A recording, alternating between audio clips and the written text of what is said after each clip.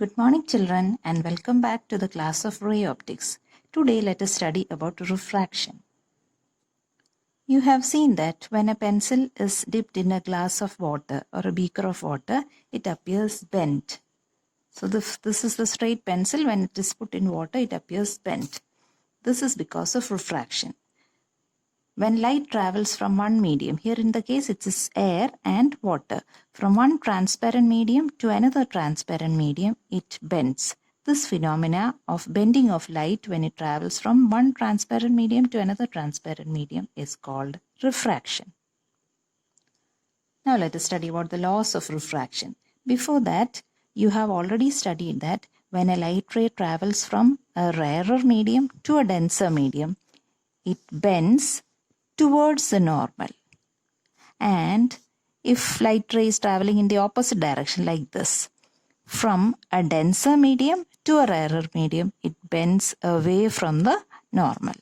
Now let's come back to laws of refraction. Similar to laws of reflection, the incident ray, the refracted ray and the normal, all the three lie in the same plane. That is the first law of refraction.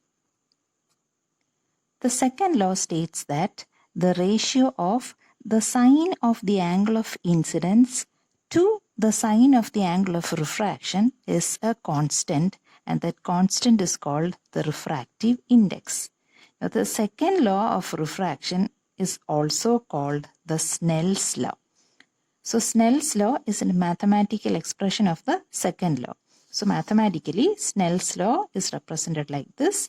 Sin I by sin R is a constant N21 called the refractive index of the second medium with respect to the first medium. So it is a ratio. So N21 stands for refractive index of the medium 2 by refractive index of medium 1. So it is represented as N2 by N1. If a ray of light passes through a glass slab, what happens? If this glass slab were not present, the light ray would have gone like this. But because of the presence of the glass slab, the first medium is from air to glass. So a rarer medium to denser medium. So it bends towards a normal. But when the ray of light is moving out, it is from glass to air. That is denser to rarer. So what happens? It bends away from the normal. So there is a shift from the original direction of the light ray and the new emergent ray. But we can say that both the rays are parallel. So what do we conclude from this? When a light ray passes through a glass slab, we can see that the incident ray and the emergent ray are parallel to each other, but there is a lateral displacement. This experiment you will be doing in your physics practicals, and you will be asked to find out the lateral shift. Consider a tank filled with water. We feel that the bottom of the tank a little more raised when you are observing from a direction like this. Let us see why. The bottom of a tank filled with water appears to be raised. Why? For that, a light ray moving straight, moving from water to air. This is water, this is air. It moves straight like this. For a person observing from here, the bottom looks as usual. But for a person who is observing from this direction, what happens? This light ray, it is traveling obliquely. ചരിഞ്ഞ് move ചെയ്യുന്നു. So it is traveling from water to air.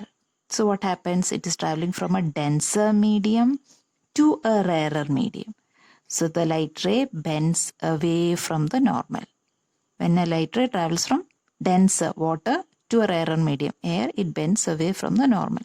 So for this person, this observer, he feels that the light ray is coming from this point.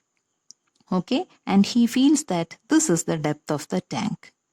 So is this the real depth? No. For this person, he feels that this is the real depth. Okay, so actually this is not the real depth. This depth is called apparent depth or the seeming depth, and let it be h1. But the actual depth is h2, and there is a relation between the apparent depth and the real depth. The relation is like this.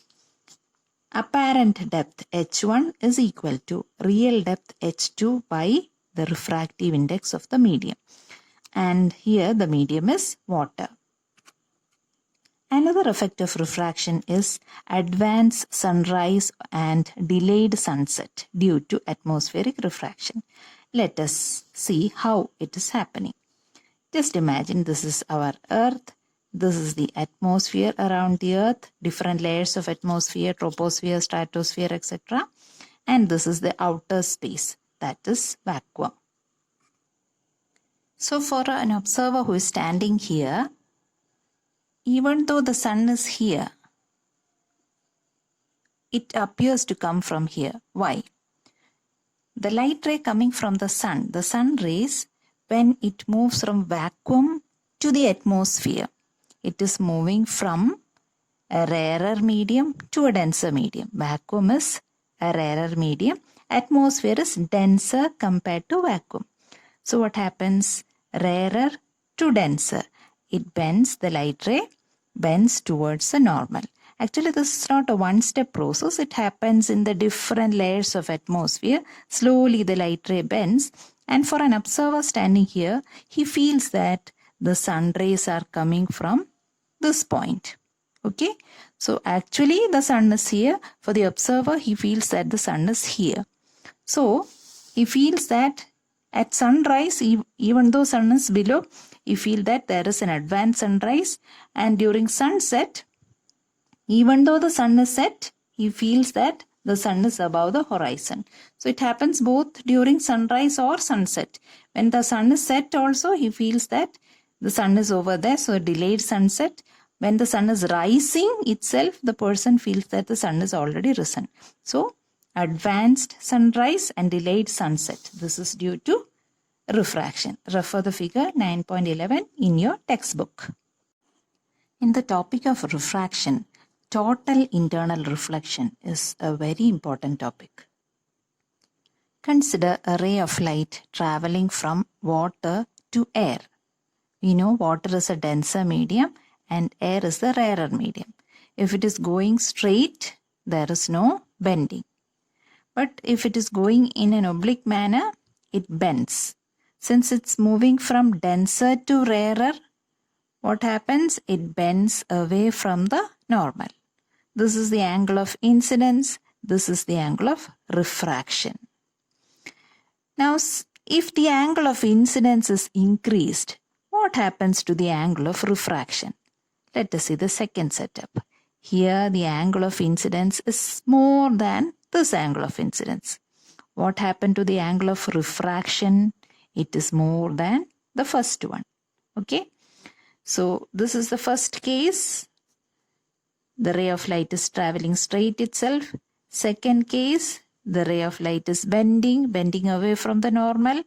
Third case, when the angle of incidence is increased, the angle of refraction increases. And let us see the fourth case. Here, when the angle is still more increased, more than this one, the angle of refraction increases.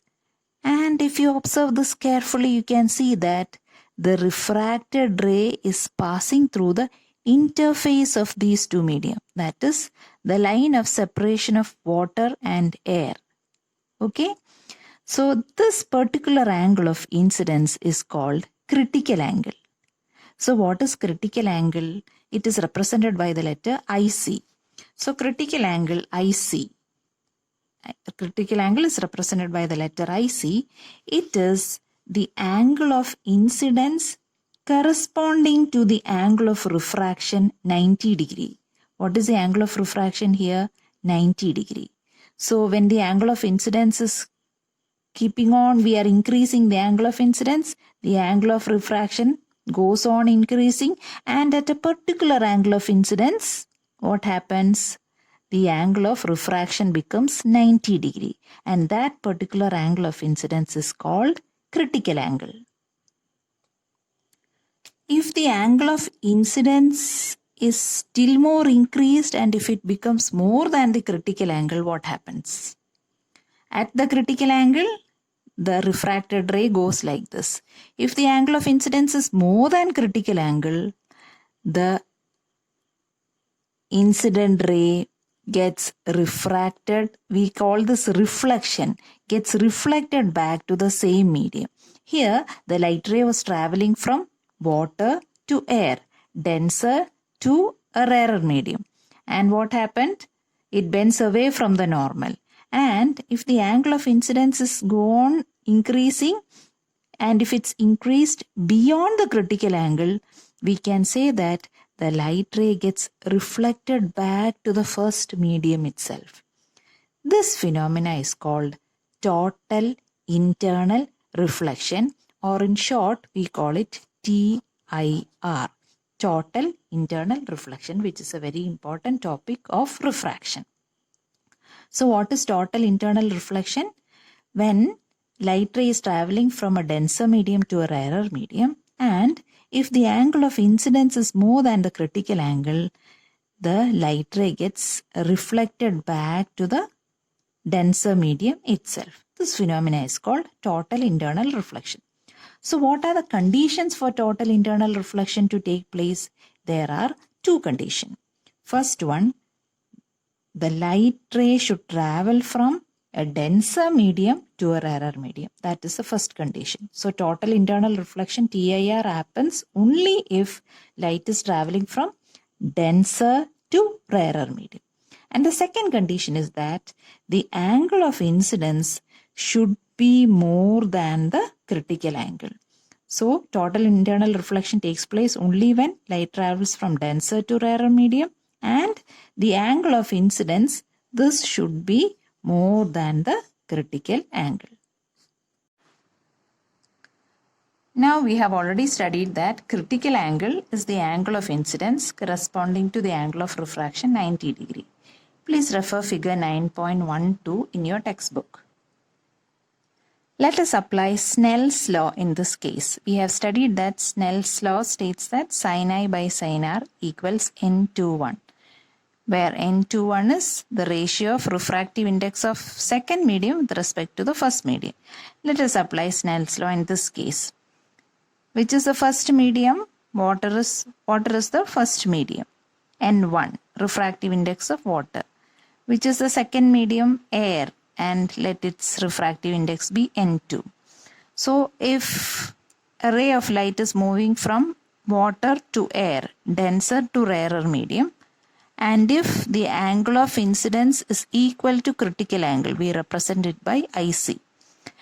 We have studied that angle of refraction is 90 degree. Let us apply these values in the Snell's law. So applying that, sin I by sin r is equal to N2 by N1, where N2 is refractive index of air, N1 is refractive index of water. Sin I, in this case, we can write sin I becomes sin IC. IC stands for critical angle.